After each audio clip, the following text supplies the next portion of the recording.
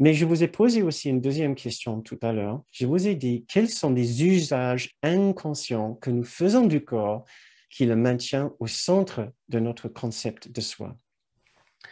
Si dans notre réalité, nous sommes des êtres d'une paix pure, d'une plénitude parfaite, d'une sécurité inébranlable et d'une complétude au-delà de tout ce que nous pouvons imaginer ici, alors cette réalité doit être quelque part dans notre esprit à ce moment précis.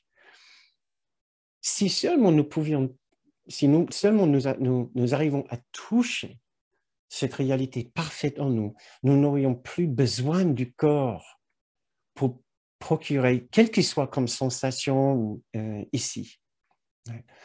Mais ce n'est pas notre expérience. Nous avons plutôt une expérience ici d'avoir des grands besoins, puisque nous avons accepté une idée de séparation. Maintenant, nous sommes dans le petit soi qui a ses besoins de reconnaissance, ses besoins de valorisation, ses besoins d'amour, d'intimité, ses besoins de sécurité, tout cela alimenté selon la psychologie d'un cours miracle, par des sentiments forts et pernicieux de faute et de manque.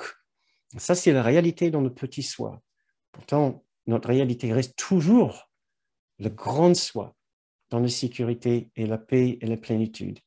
Alors, comment est-ce que nous nous servons du corps alors, qui, dans ce monde ici, dans le petit soi, qui maintient le corps au centre de notre perception?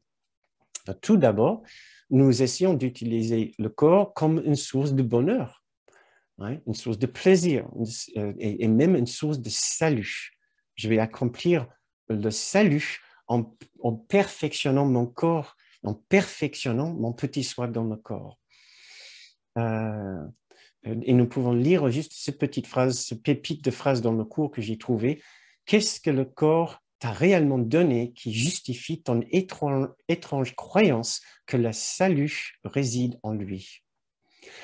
Une autre chose que nous faisons avec le corps, sorte de usage que nous faisons du corps, qui nous donne l'impression qu'il nous est très utile, que c'est notre réalité, c'est que nous l'utilisons comme une source de divertissement quand nous nous ennuyons, ou même une source d'inconscience pour ne pas faire face à l'ennui de ce monde et aussi à notre véritable condition de séparation. Tout cela reste assez soft, mais maintenant, nous allons devoir regarder un peu plus loin. C'est là où je vous ai dit que j'allais essayer de présenter ces choses-là d'une façon légère. Il va falloir qu'on s'accroche un petit peu parce que là, notre guide dans un cours miracle, il veut qu'on sache vraiment ce que nous sommes en train de faire avec le corps, ni qui n'est pas particulièrement glorieux. Donc, voilà, nous allons le faire avec beaucoup de légèreté et douceur, mais nous devons aussi voir ce problème qu'est le corps pour que nous puissions enfin nous en libérer ou au moins savoir si nous voulons continuer à faire ce que nous avons fait jusqu'ici par habitude.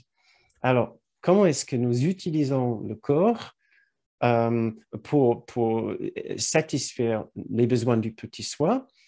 Tout d'abord, au niveau de notre condition physique, on peut faire souffrir le corps pour racheter nos imperfections et ce que nous considérons nos péchés.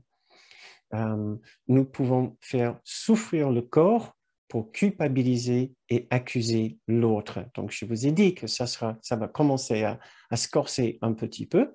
Mais donc, je vais faire une liste ici ce qui n'est pas exhaustif, des différentes façons dont l'ego nous demande de nous servir du corps pour garder notre petit soi enraciné dans un concept de nous comme le corps.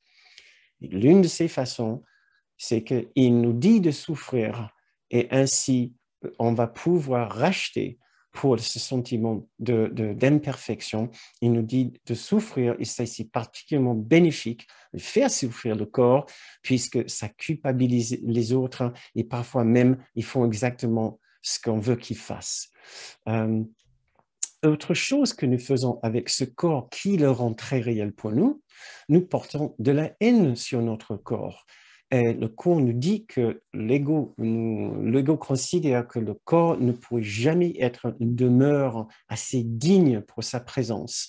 Donc, nous n'avons pas d'amour pour ce corps, mais ce que nous arrivons aussi très habilement des fois à cacher de notre vue en mettant une grande importance sur notre apparence. Et des fois, cette haine fait une percée dans notre conscience.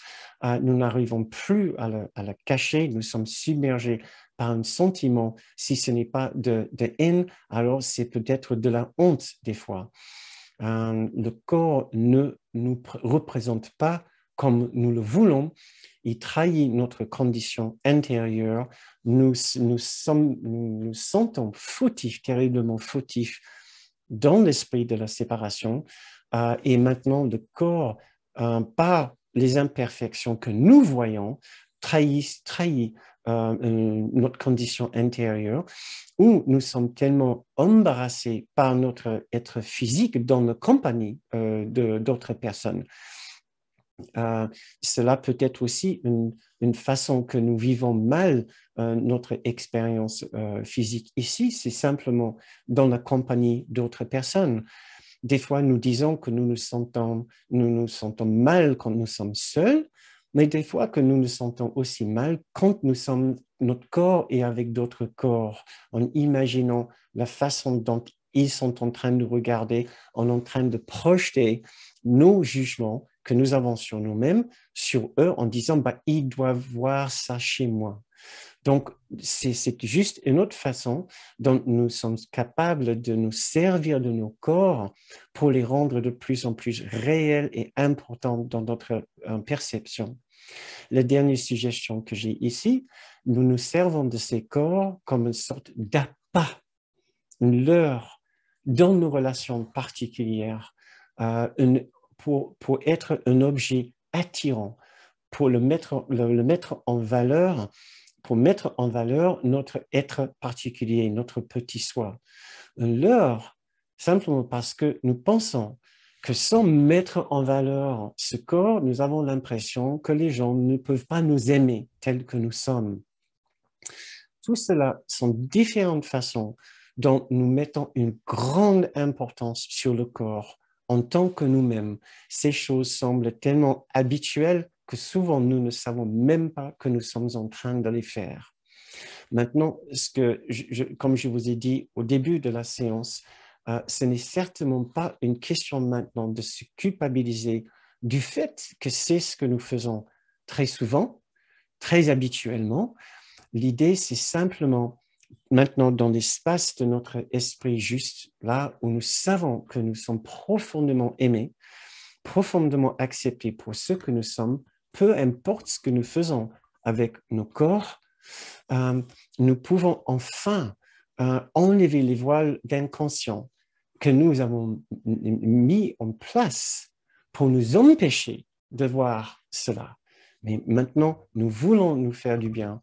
Nous voulons dépasser ces concepts de nous-mêmes pour libérer notre esprit à notre possibilité de voir ce que nous sommes au-delà du corps.